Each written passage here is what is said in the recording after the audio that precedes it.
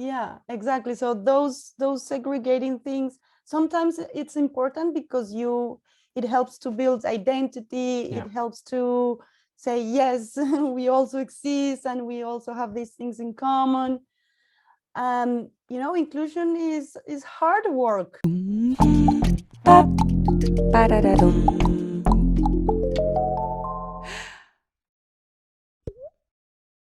Welcome to Humans Behind Art. This week I talked with LAISVIE Ochoa. So my name is LAISVIE Ochoa. I'm half Colombian and half Lithuanian. I'm a maker, a choreographer, a dancer. And I live now in the Netherlands, and I grew up mainly in Colombia, where I direct ConCuerpos, which is an inclusive dance company from Bogota. She is also the creator behind the video dance piece Tactile we shared here on the channel, and I wanted to know a little bit more about how this piece came to be. We were doing first a piece for the theater, and then often I use words and speaking in my choreographies. So in this case, it was like, no, well, we are not going to use words because it doesn't make sense. We're going to introduce signs. Words didn't make sense because ConCuerpos, as an inclusive dance company, is looking to take things a step further and are looking for an inclusive audience as well. So far, we have included people with and without disabilities on stage, but we are now also wondering, what about our audience? Yeah. And it's very relevant to discuss, for example, what is the accessibility in dance, in theater, because, for example, you don't get to see many people that are blind going to theater or dance, or also people that are deaf going to theater or dance. It's like, no, that's not for us. We don't have a common language to even understand what's going on. With that information, let's continue to listen in about the creation of Tactile. I did with sign language something similar than what I do with text and words when I use them for dance. So usually I like that the dancers speak and sing and they use their voice and their words, but most of the times it's not related so much to meaning and to say something that people understand, but it's more the sound, and also how voice is also part of the body, and you can also move with the voice and how the voice is moving. And so I do use a lot of words, but not the focus is not on the meaning. So we did the same with sign language. We started with signs that actually mean something, and then we just created signs that don't mean anything, doesn't mean anything, but they were feeding the movement, they were feeding the choreography. And I like that because it's not like, oh, a deaf person now is going to see this and understand something that a hearing person is not going to get. No, for everyone is the same. We are using the kinetic aspect of sign language, that is, is movement, to compose, to create dance. I had a story, and I asked a friend, an interpreter, to tell the story in sign language, and then we used that to create a trio. So the dancers were doing the signs connecting to each other. So not only me with me, but me with you, and then again the meaning of the story kind of fade away, and what comes more in the front is the movement. And it's really nice because sign language makes movement like clear, like you have a beginning and an end. Yes, precise. So that I like that. I like to make the abstraction. Okay, it's precise, it's with a lot of gestures, and that's what I'm focused, rather than to saying things. And then little by little we start to play with that, and we were like, oh, this is amazing, we have to continue. And then we did the whole piece for stage, and we already involved a little bit of video projection that was a part of it. But then the dancers got really busy, and it was just impossible to find time to rehearse and to perform again. And I was like, no, we did so much, we need to do something with this. I was like, okay guys, give me at least a couple of more weeks and we do a video dance. So we started the whole process of adapting the piece to a video.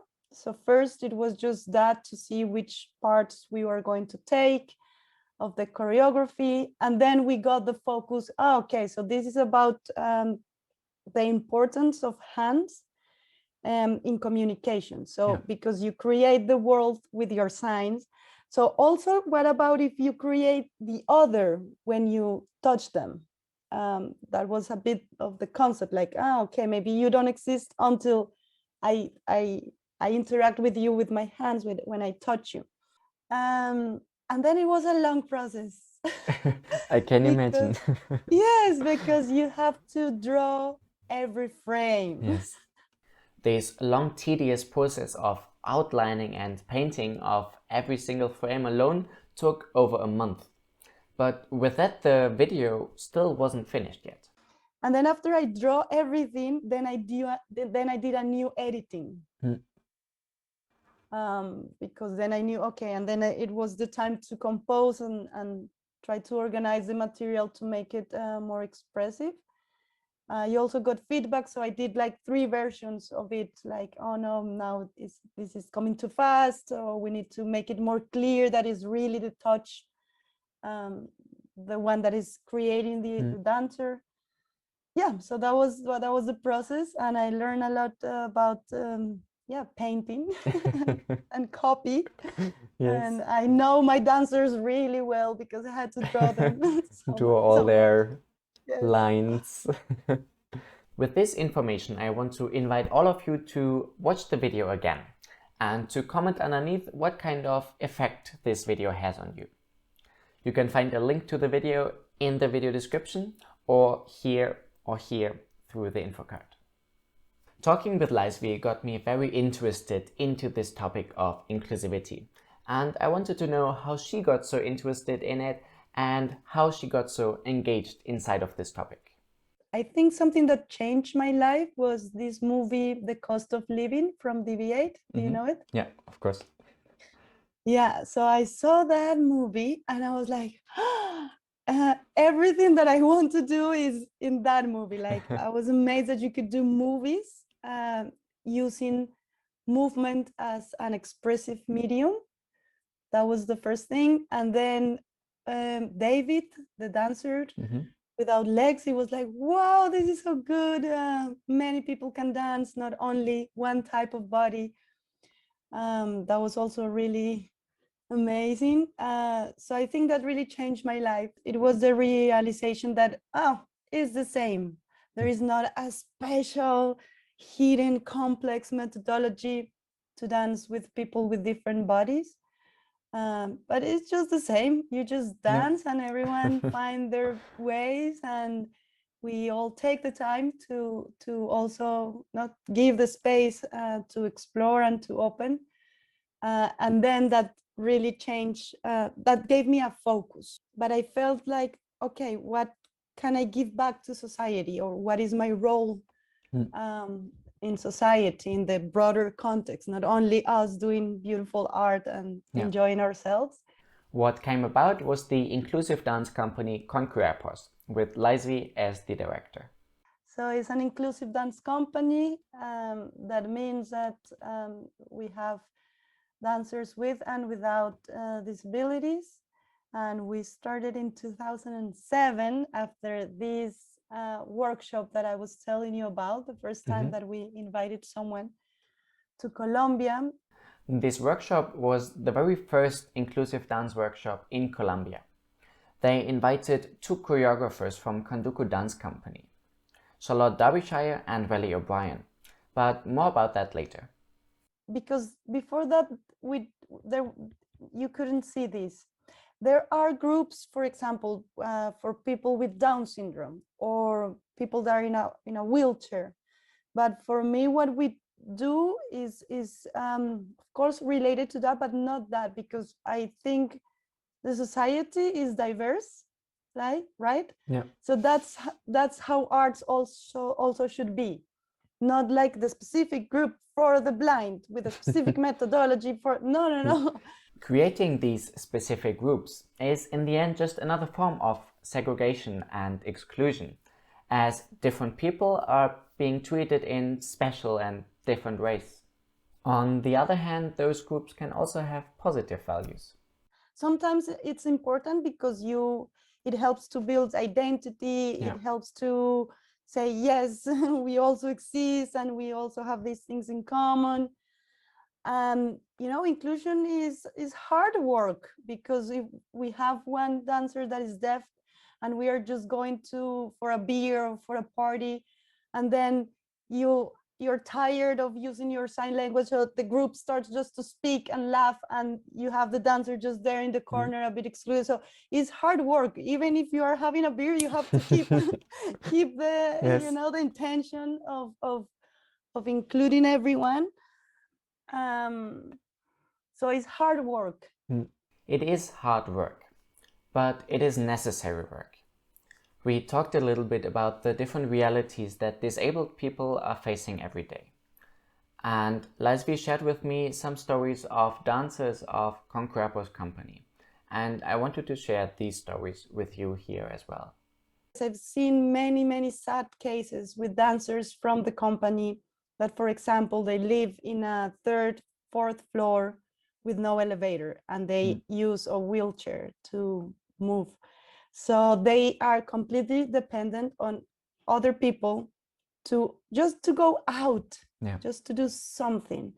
And we had many situations, like very crazy and sad, that I don't know, I'm with one dancer in the street just waiting for another friend, and someone comes and gives them money.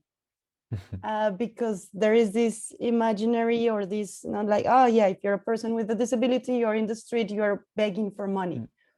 Silly things and really sad things, like, yeah, we're waiting for a cab, and the taxi stops, and they point out to the wheelchair and they say, but that's going in the cab. And like, yeah, I don't think I'm going to magically learn how to walk in the cab. Yeah, of course. And they say, okay, no, so I don't take you. What I realized very quickly in our conversation was that also here in Central Europe, where we are often so proud of our technologies and social advancements and structures, we are treating disabled people still as people of a secondary class, and that most of our efforts of creating inclusivity and accessibility are often made without much thought or sometimes even care for the people that are depending on them. Like, for example, David, one of ConCuerpos dancers trying to get by in the Dutch public transport system. By like how it is officially is that you have to call 24 hours prior and to say, I'm going to take this train at this time from this station. So there is someone with the big platform to come and put it so you can go in. So we could not like just decide, hey, let's go now because I don't know, we finished earlier, let's just go now because we can have dinner at home. We were supposed not to be able to be free in that sense, because we had to call every time, and we never used that platform. We just asked a couple of people, hey, could you give us a hand? And we jumped in. But it was really stupid. Like, if you thought about accessibility, why you didn't do the train immediately accessible? Why do you do? I don't think it's such a big problem. You do create this huge platform and people that has to come and help you. Make the train immediately accessible. Why do you need those big steps? Most of the times, the wagons that are for disabled people, but with people with a disability, they are next to the toilet. So we were just smelling that, or in the silent area. So we were like, we want to talk, but we can't, because this is where we are supposed to be and we have to be silent. These issues are not only present in the Dutch public transport system, but they are reflected throughout our society and most areas of Europe, and are usually combined with a lack of thought and awareness. Yeah, and for us, that has been the case in several dance festivals that we go. And then suddenly the festival is like, oh, okay, yeah, accessible toilets. Oh, okay, yeah, how you're going to access the theater. Oh, yeah. No, so that's important because Yes.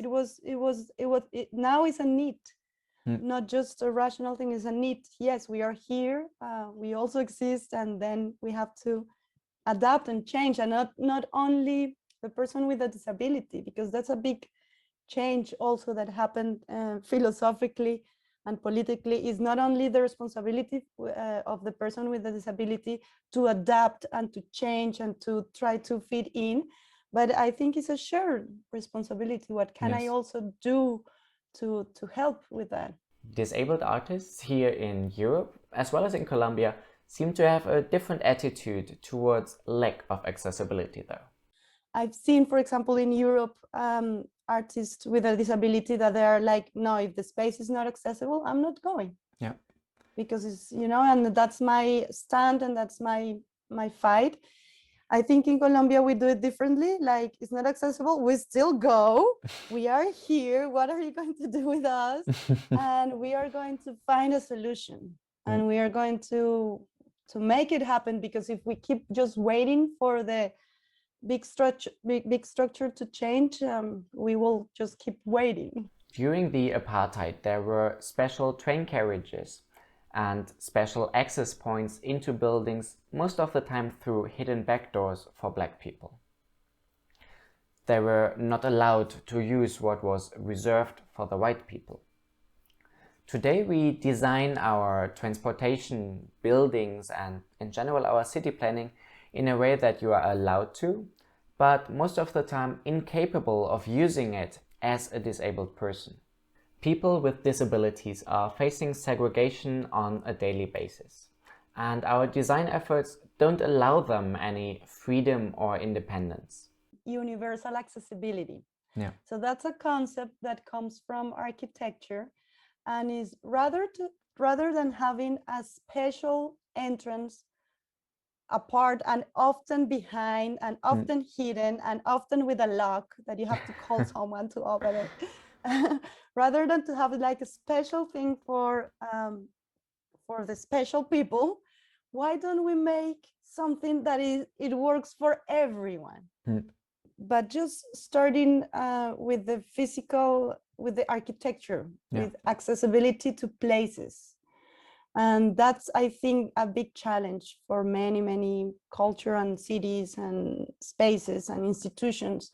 If you are interested into this concept of universal accessibility and interested in the situations disabled people are facing daily, I want to put a podcast called 99% Invisible to your heart.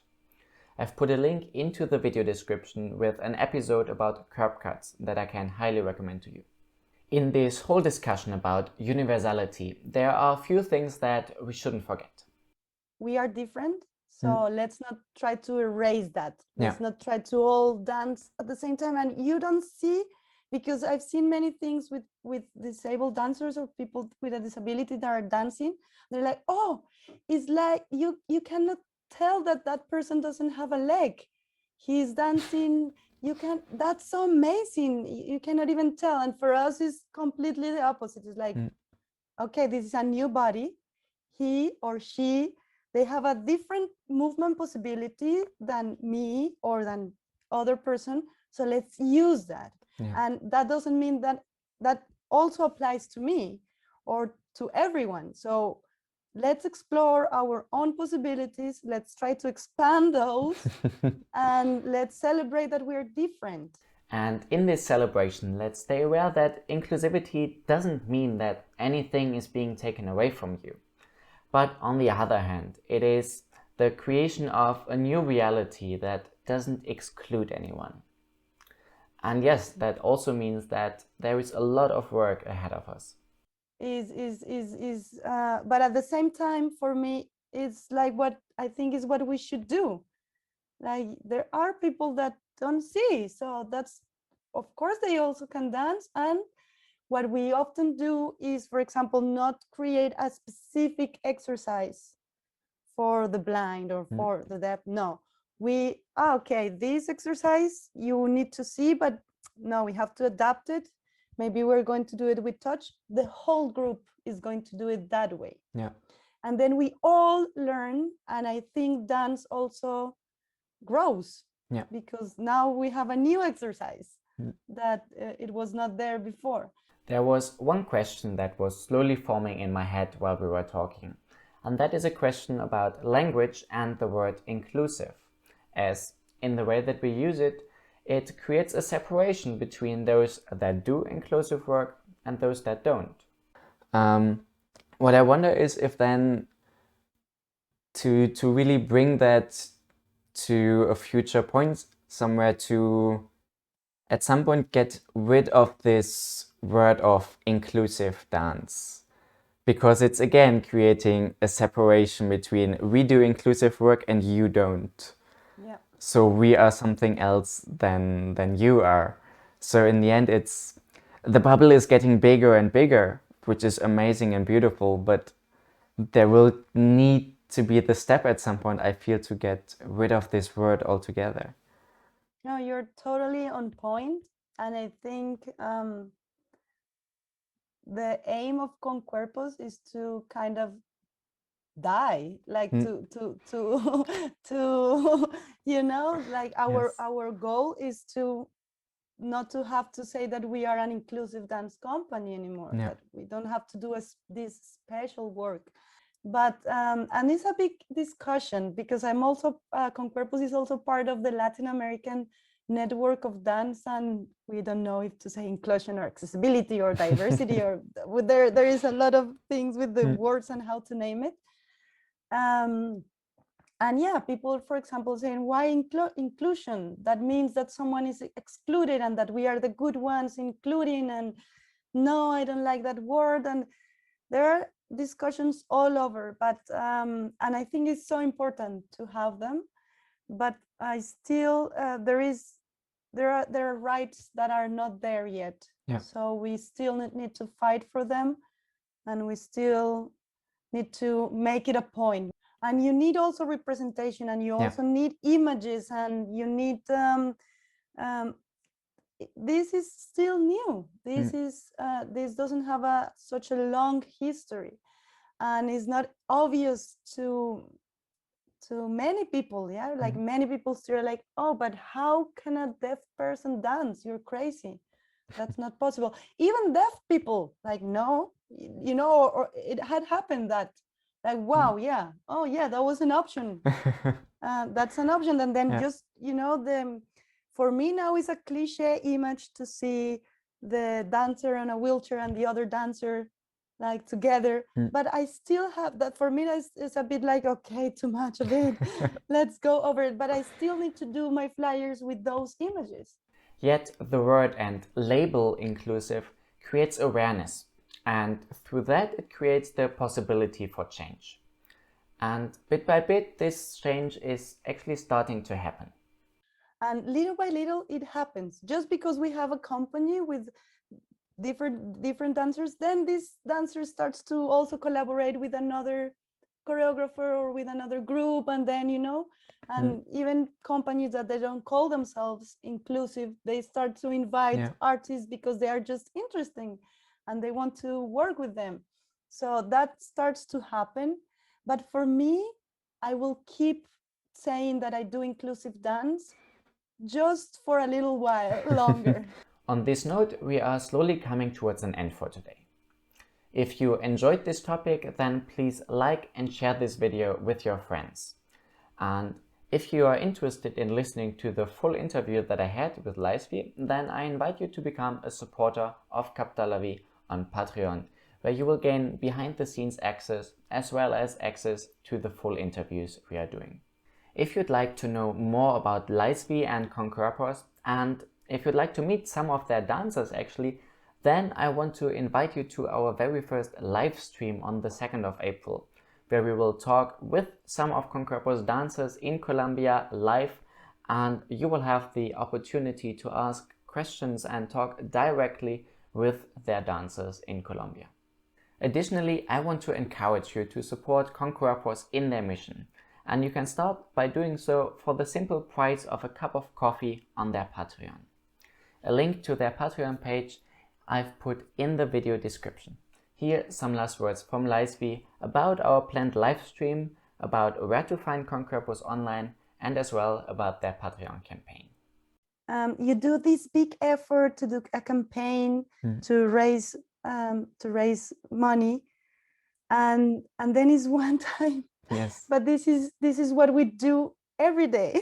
Yes. So we want to change that, not that people give us once and that's it, and you feel good about yourself, but we want to build this network of people that are like believing in what we do and want to support us more in the long term, and also changing this model of just one time, but just, no, I'm here with you, I'm following you. And like you said, even for the price of a coffee, for us to have that monthly income makes such a big difference. Yeah.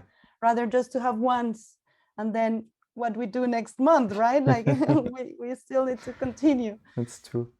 It's such a big difference when you really see the people and you really see them Yes. in the studio and working, and they can tell you what it is that they are doing at the moment. I think is a great opportunity. And yeah, we're going to have 3 choreographers. One of them is from New York. She's a guest choreographer. So that's good because we can talk to her and see. It will be Talking after in her English. yes, talking in English, and it will be after her first week of working. So really in the middle of the process to go in and say, hey, what are you doing? Nice. I think it will be nice. Yes, we have a web page, ConCuerpos.com. I'm slowly translating that into English, but now you have the basic information for sure. You already get a very good impression of what you guys are doing with what is translated right now. Now I'm trying to do this effort of trying to find Patreons or supporters here in Europe that want to support what we're doing there. So we are going to do this piece. We are going to be working for 8 months. We're going to do 3 big residencies with 3 different choreographers. One of them is me. So I'm very happy that I will go during the summer to work and create my piece of this 3-part work. So we are trying to find supporters, and we are going to make a documentary series that follows the whole process. So people can see what we're doing and can see what they are supporting. And it is true that for us to find support there is a bit more difficult. Of course. So I'm just trying new strategies and trying to find new ways and new platforms. And yeah, I think there is a really nice network here.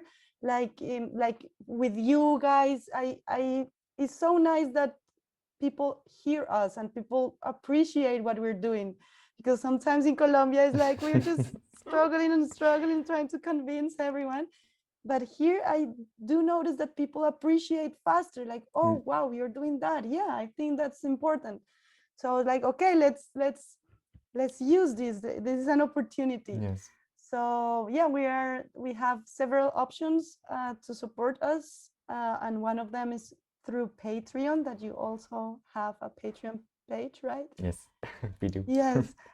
So I'm just trying to find Patreon supporters here in Europe that can commit with us for the 8 months, and then they will get to see what we're doing and to follow our process throughout the documentary. Thank you very much for watching. This was Humans Behind Art, and my name is Jacob. Take a look at the video description and see all those links of things that we mentioned during this episode, as well as further listening recommendations. You might have noticed that this episode was slightly different than usual. I was trying out something, and I would love to hear some feedback from you about how you perceive this different style. A big thank you goes out to all of our supporters on Patreon, who are making Capta laVie possible. I'm really looking forward to meeting and seeing all of you in our very first live stream on the 2nd of April. Until then, I hope you have a nice day and see you soon. We come out with new artist interviews every Sunday, and new featured artists and their performances every Friday. Dum, ba, ba, da, da, dum.